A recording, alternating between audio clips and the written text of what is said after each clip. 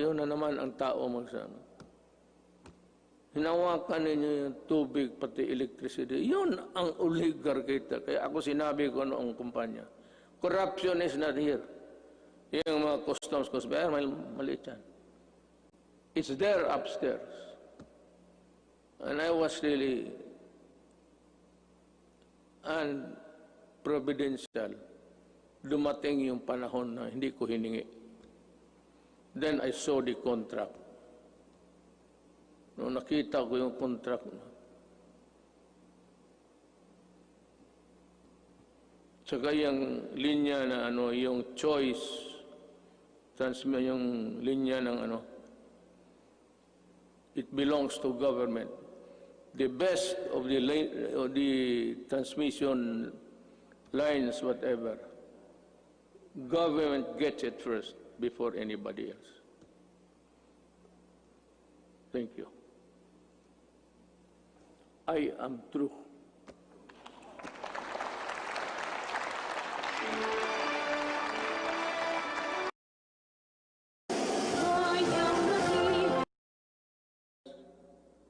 Voted 70-11 to deny the grant of franchise to ABS-CBN. Obviously, he was defending the Lopezes, that they are not oligarchs. Great wealth enabled economic elites and corporations to influence public policy to their advantage. Media is a powerful tool in the hands of oligarchs like the Lopezes, who use their media outlets in their battles with political figures. I am a casualty of the Lopezes during the 2016 election. The dealers and purveyors of illegal drugs hiding in the shadow of COVID-19 have stepped up their activities. The amount of shabu valued at millions of pesos seized during police operations speak volumes of the enormity and the weight of the problem that we bear. The corrupt, the grafters, and the influence peddlers also take advantage of their fear and confusion that coronavirus generates the financial and material assistance of government to the unemployed, the sick, and the destitute, running into billions of pesos, are not spared from corruption and ineptitude. Even the donations for well-meaning private persons are schemed before reaching their intended beneficiaries. It is like snatching food from the mouths of the babes. The profiteers, overpricers, and the corrupt felons must be laughing while they stash their dirty monies, but not for long. They cannot outrun the long arm of the law. In these regards, the words of former President Ramon Magsaysay ring fresh and relevant today as the day they were said decades ago. He said, "We need men of integrity and faith like Rizal and Del Pilar, men of action like Bonifacio, men of inflexible patriotism like Mabini. We need their zeal, their self-reliance, and their capacity to work, their devotion to service, and their ability to lose themselves in the common cause of building a nation. If we allow greed and self-interest and ambition to rule us, then, as stated by one prominent physician, we will be left with nothing better than the lesser evil instead of the greater good. In my inaugural address 4 years ago, I said that no leader can succeed at anything of national importance without significance unless he has the cooperation and support of the people he is tasked to lead and sworn to serve. The efforts and resources which we poured out produced the momentum needed to bring our country closer to our goals. Suffice it to say, we made significant strides over time. Over 4.3 million poor families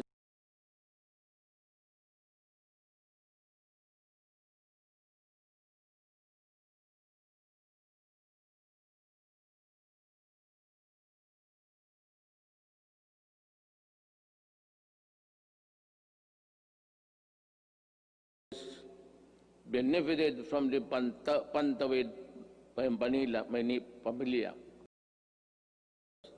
on the basis of age, disability, ethnicities, sexual orientation, and gender identity and expression, and other character traits.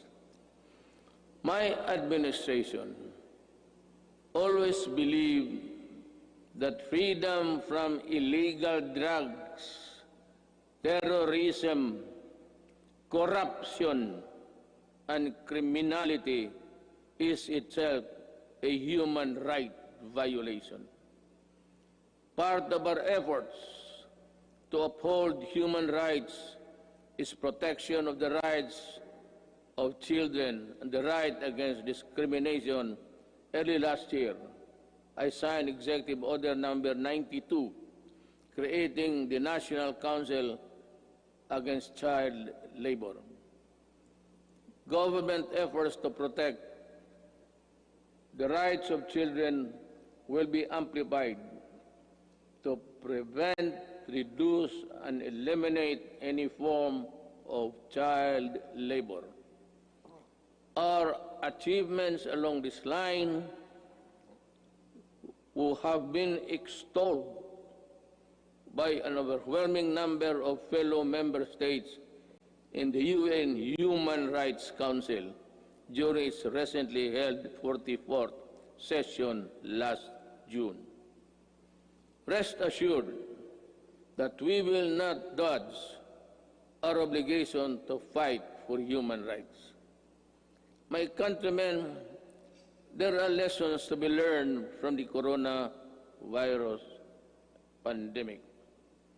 It jolted us to realize that gains made after spending so much planning, effort, cost, and time could diminish considerably and quickly for reasons beyond one's anticipation.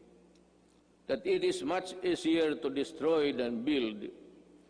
That in a crisis of national proportion that affects every aspect of human life, government needs to have the support and cooperation of the people if it is to succeed in battling the cause of that crisis. That there are people who ask for compassion but show none themselves. That life, after all, is fickle like the weather. The gains we achieved for the first 3.5 years were put to a test when the pandemic suddenly struck the global community. While I am aware that the road towards a comfortable life would all be far easy if the pandemic had not occurred, and around the rest of the world we suffered.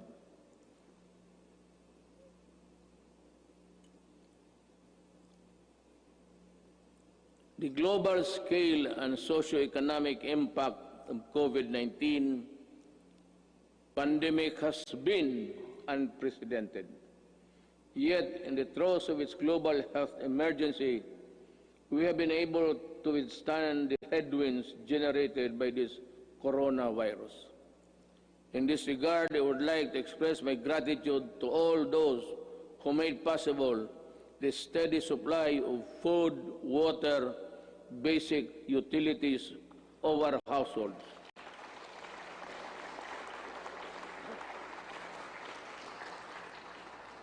And the provisions of basic social services and financial assistance to our people.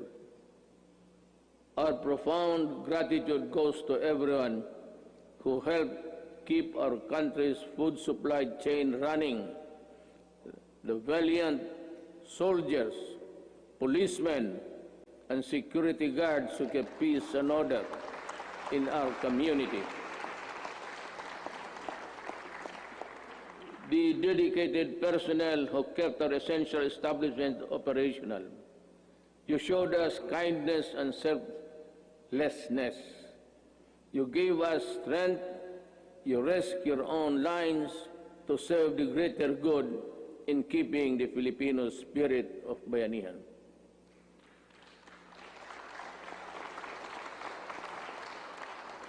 I also thank the men and women of the Interagency Task Force on Emerging Infectious Diseases and the National Task Force Against COVID-19 for all the countless hours it spent to keep the pandemic in check and for all the efforts it made to ensure the safety of our people.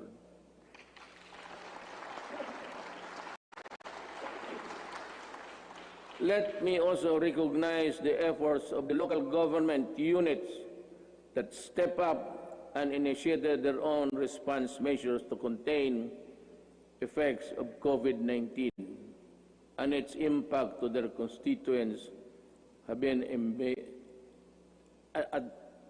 impact to its constituents. The shadow says it's a period there. I know exactly the difficulties you are undergoing. I pray that the officials of each LGU in our country, from the barangay to the autonomous regions, would set aside partisan politics and selfish interests to do what is right and good for all. Likewise,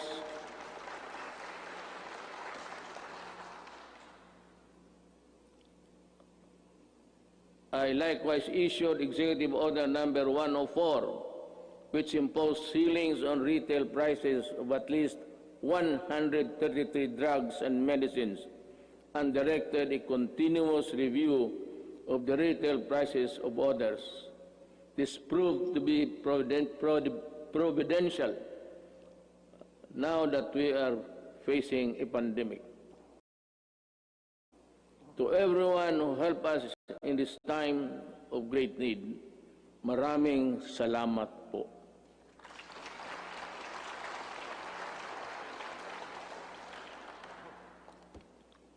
Let me say that the strength of a nation rests in the hands of the people acting as one with government.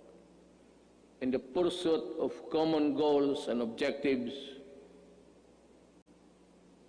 when the pandemic struck, I decided to prioritize life over other considerations according to experts. The intervention that the government had put in place prevented as much as 1.3 to 3.5 million infections. To me, even if the numbers were much lower, it would still be and would have been worth the sacrifice we made. Buhay muna bago lahat. We initially encountered difficulties ramping up our testing capacity. We now have 93 accredited testing laboratories nationwide, and we are aiming to conduct 1.4 million tests by end of July and ensure a quick turnaround time of 48 to 72 hours. Under the Social Amelioration Program, we allotted 2.5 billion or to 2.5 billion for poor and low-income households who were affected during this pandemic, who thrive on a no-work, no-pay arrangement. Admittedly, our implementation of the Social Amelioration Program was not perfect, and some opportunists turned crisis into opportunity. We will catch up with you sooner than you think. We came up with the COVID-19 Adjustment Measures Program, extended financial assistance to over 650,000 affected individuals in the formal sector, 110 OFWs abroad, and almost 83,000 repatriated OFWs were also provided temporary wage employment to displace marginal workers through the TUPAD project. Our indigent senior citizens were also provided with a stipend for the rest of the semester of the year, current year. This health emergency stretched government's resources to its limits. In response to the Office of the President, worked closely with Congress for the quick passage of the Bayanihan to Heal as One Act. May I again reiterate my thanks to you, the men and women of Congress, for the effort you invested in passing that law. I hope that we can get some or the same treatment of clarity, purpose, and the fastness to support the passage of the Bayanihan Recover to Act as One, which is supplement funds for recovery and response against the impact of COVID-19 pandemic. We must facilitate the country's economic recovery. I call on Congress to fast-track the passage of the proposed measure, such as the Corporate Recovery and Tax Incentives Enterprises or CREATE Act. This immediately cuts the corporate income levy from the current 30 to 25% and give government flexibility to grant a combination of fiscal and non-fiscal incentives, among others. The Financial Institutions Strategic Transfer, or First Act, will set up mechanisms allowing banks and other financial institutions to dispose of and transfer non-performing assets and loans to asset management companies similar to the special purpose vehicles. Our economic managers have seen infrastructure investment as an effective tool to help spur high growth, attract investments, create jobs, and achieve financial inclusion for all Filipinos. The DBP has resumed the construction of the North Luzon Expressway Harbor Link, the NLEX-SLEX connector, the Cavite-Laguna Expressway, the Metro Manila Skyway Stage 3, the R1 Bridge Project, the Tarlac-Pangasinan-La Union Expressway Project, and the Subic-Freeport Expressway Project, to name a few. To realize the maximum benefit from the country's investments, the infrastructure projects under the Build, Build, Build program, which are labor and capital intensive and not mere springboard for the country's swift recovery pandemic. They are economic benefits to be distributed to all corners of the country and push sustainable stability in the urban centers, particularly Manila.